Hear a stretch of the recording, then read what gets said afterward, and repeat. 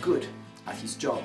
But the thing is that he was molded into being so good by a mentor that was called Costomano, I think, or something like that.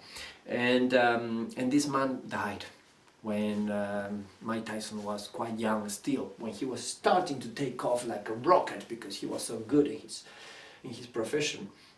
And Mike Tyson's life from that moment on changed a lot, and clearly he went down.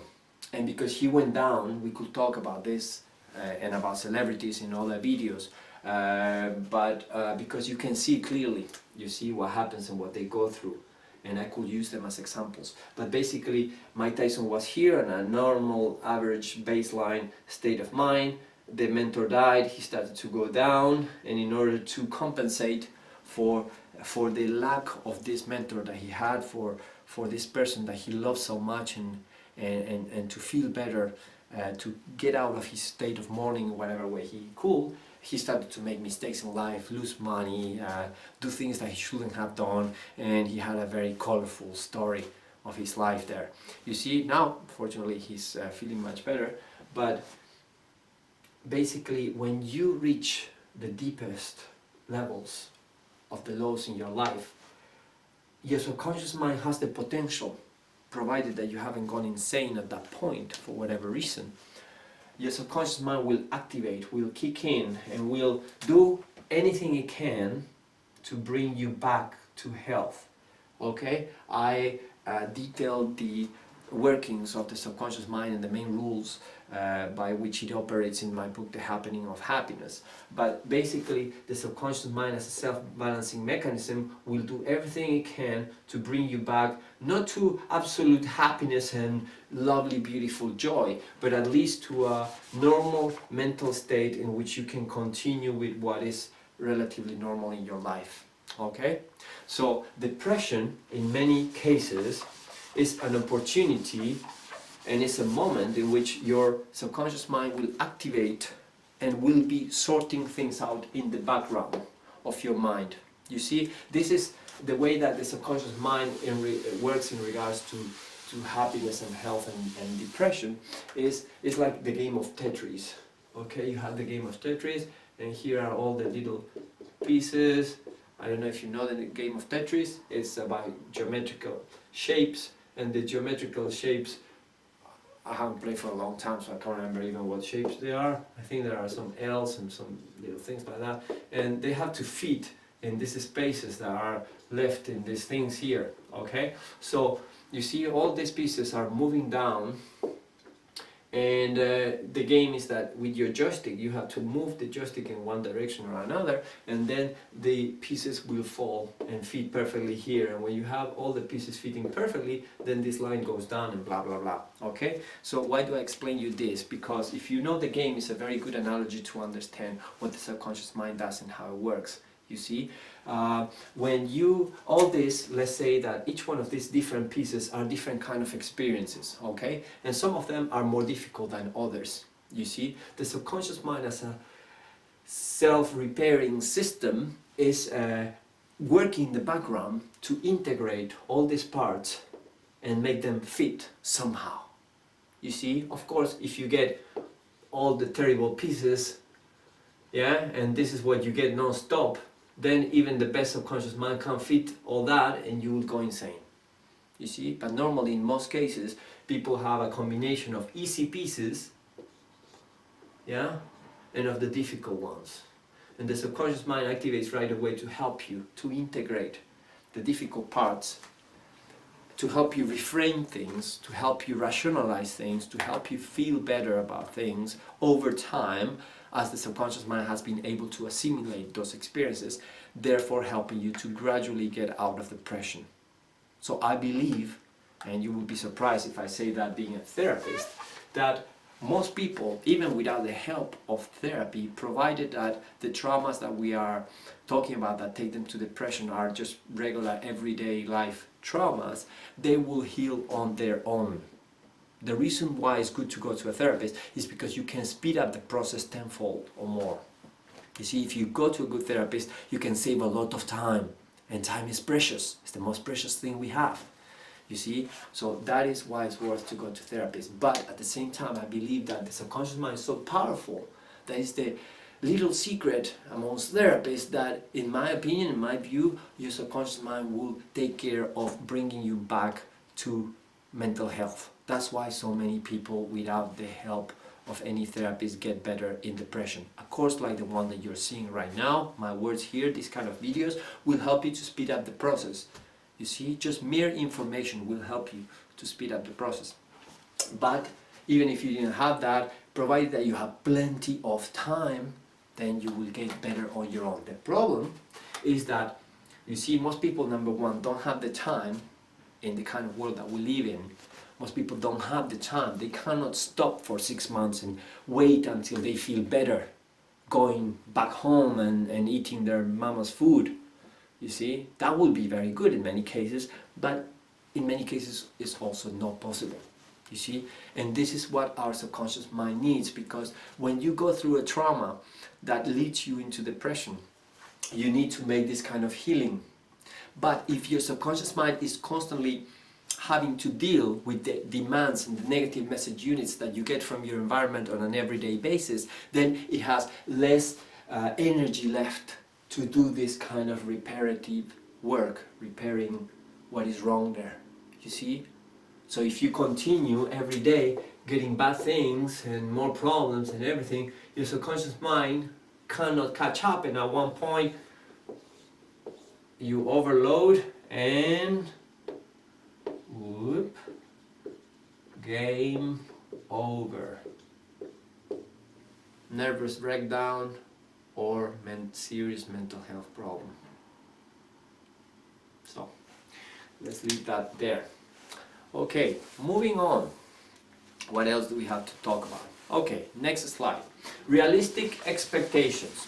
Okay, the fact is that your body and your mind have the ability to recover from really bad situations given enough time. But at the same time, you have to have realistic expectations. Okay, I'll give you an example. At one point in my life, I had to recover from a bad breakup. I used to love this girl very much, and for whatever reason, we were not able to continue. She had to go to live in another city.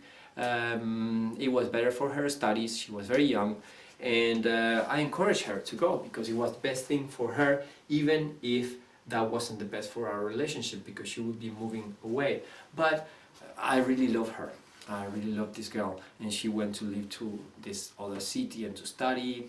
Her life changed being so young. She got excited with new things, new boyfriends and everything else, and I was left hanging there because I was older than her, and I was left there in the middle of nowhere, okay, missing her a lot. Now, I'll give you an example about what I was saying before about the subconscious mind recovering and us having the capacity to go back to our baseline state. It took me 5 years to get over that girl. Even though we didn't finish badly or anything, I was for 5 years in love with her, even though she had moved on long before the 5 years, you see. And I did it the natural way. I did it without therapy. So I'm a firm believer that we can get better if given enough time. But the problem is that I was 5 years suffering about this, and I could have avoided it if I would have gone to a good therapist that could have helped me with that earlier. Okay, now the healing time, you see, depends on the time of depression that we have. Okay, so remember the example that I was showing you before about the Tetris game. You see, if the depression is more serious, then we're going to need more time to recover in the natural way. Okay, things that we can do to recover in the natural way are exercise, eating well, yeah, food, sun exposure, reading a lot, having a lot of time to do whatever we feel like to do, even if it's looking at a wall for 5 months straight. Okay, that will give the time and the tranquility that the subconscious mind needs in order to recover from that trauma. Once again, we don't always have that kind of time. That's why we go to therapists like myself, hypnotherapist, or other people that can help us with those problems. Okay, because we don't have the time. We cannot go back home to a safe place where people love us, if we're not leaving home already, or extract ourselves from the situation. Maybe we are at home, but maybe we want to get out of that and go to a monastery in the Tibet, but we can't leave our job behind, our wife, our kids, our husband, whatever, you see. So bear in mind that the more serious your depression is, the longer the time you will need to heal. Yes, and that if you still have on your everyday life a lot of negative message units coming to your mind, then it will take you even longer to recover without the help of a therapist. Okay? Now, let's move to the next point and get rid of this. Exercise, food, sun, meditation, quiet life in general will help you. Okay. Now the next thing, when we talk about depression, we are also talking about a stigma, okay? A lot of people, and this is a very important point, particularly for the younger viewers of this video, okay? There is a stigma associated with depression and being depressed. We live in a very weird world. So for some people, being depressed is like a badge of honor today. You don't understand it. It's weird, okay? I don't know why being in such a negative mental state will be seen as a badge of honor. Well, actually, it's I would say that it's the result, one more demonstration that we live in a very dysfunctional world today, and that is also why we have such high levels of depression. But it's interesting that people are seeing it like something good. You see, oh, I'm on pills, or I need my medication to feel better, and you can hear a hint of pride in the way they say it. You see, the fact is that being medicated or living with depression is not a cool thing. So you shouldn't consider it cool. But at the same time, and this is very important, other people see it like there's something really wrong with you. If you are depressed or you've been depressed, what is wrong with you? You see, there's a stigma attached with being depressed. But the thing is that in a dysfunctional world in which everyone is crazy, maybe the depressed person is the normal person. You see?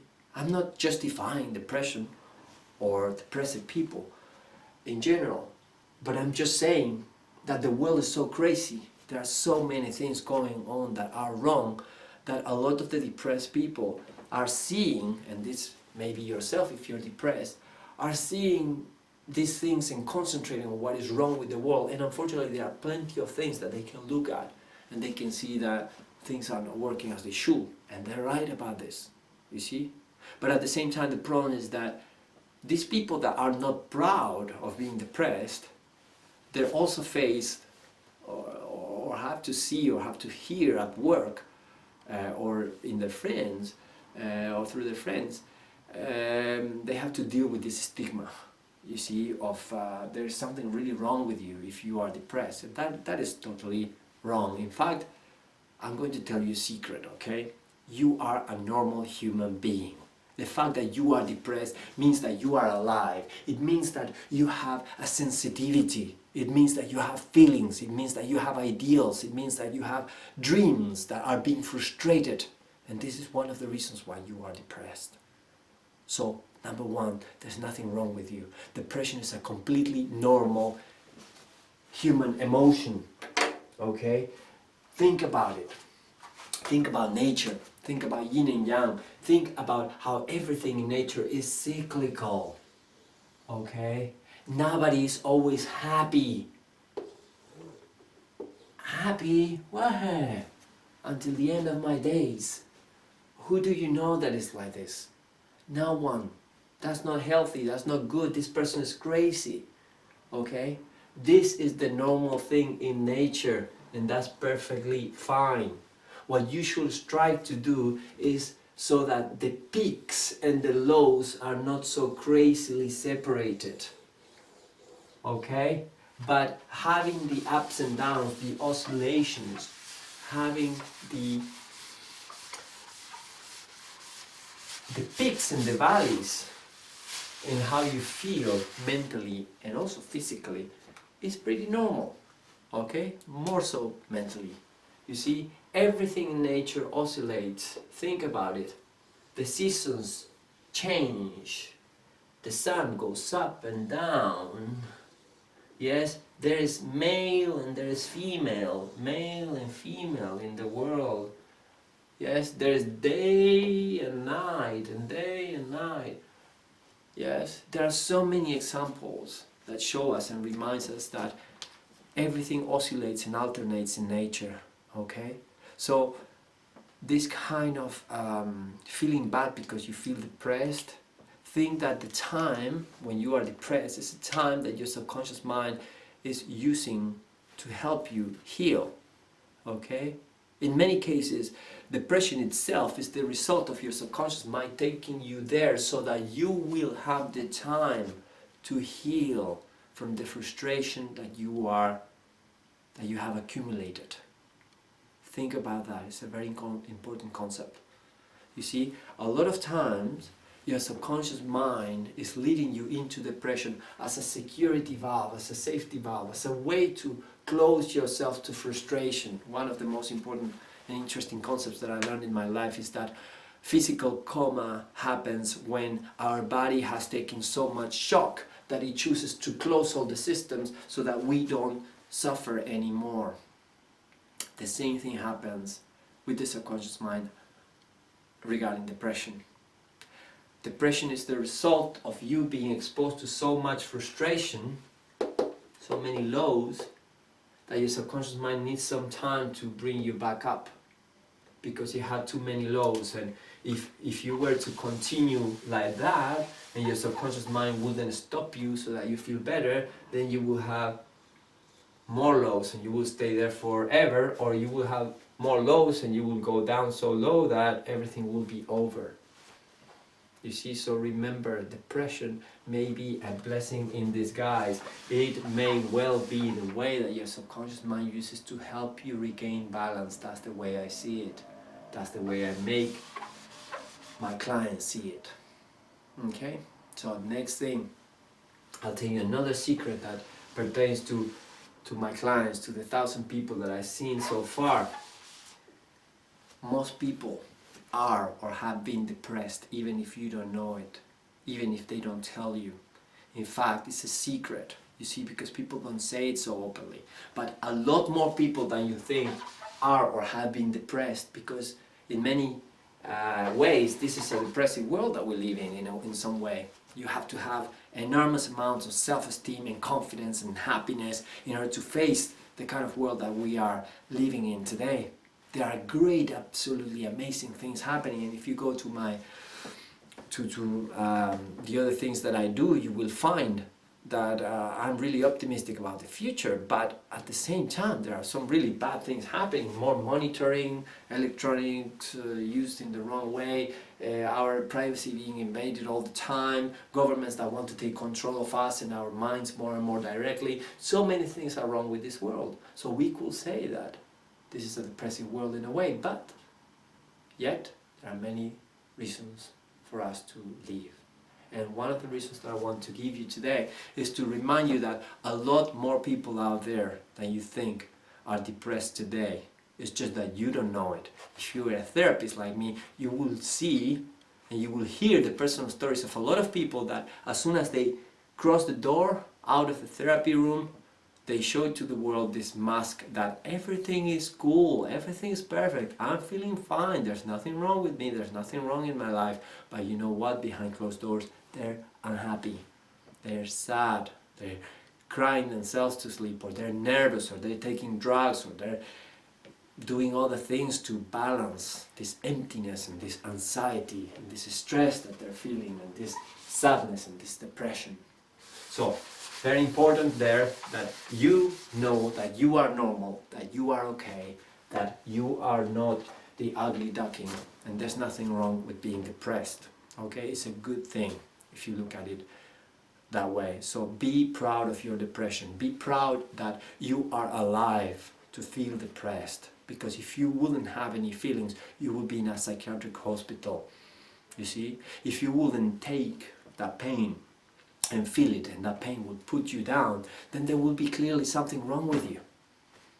If you are human and bad things happen to you, you're going to be depressed. It's normal. get the information, move on.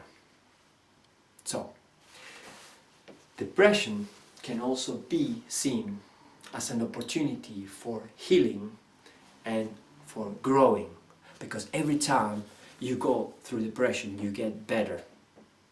In fact, if you are good and you learn the things that you have to learn about depression and making the most out of your life, you will notice something really interesting, which has happened to me personally, of course, which is that your down times will be much more separated in time. It will take much longer. The last time that I remember that I felt really down was 14 years ago. You see, that gives you an idea of what I'm talking about. Okay, I don't know when I will feel down, very down the next time, but whenever it happens, I know a lot about depression, and I know enough not to feel bad about it, but to understand what is going on and to know that the process that is taking place there, I just have to give it time and to be around the right people and to do the right things, and I will heal pretty quickly, and the next time it happens, it will happen long time forward, if it happens at all. So, another very important thing that you have to learn about depression, once again, is that it's not your fault. Even though it's your responsibility, it's not your fault. It's a natural system, it's a natural process that happens to help you balance yourself, okay? But no one can blame you for feeling this way, and even if they were, it's none of their business, okay? Nobody can tell you how to live your life, and nobody can tell you how to feel. This is your life.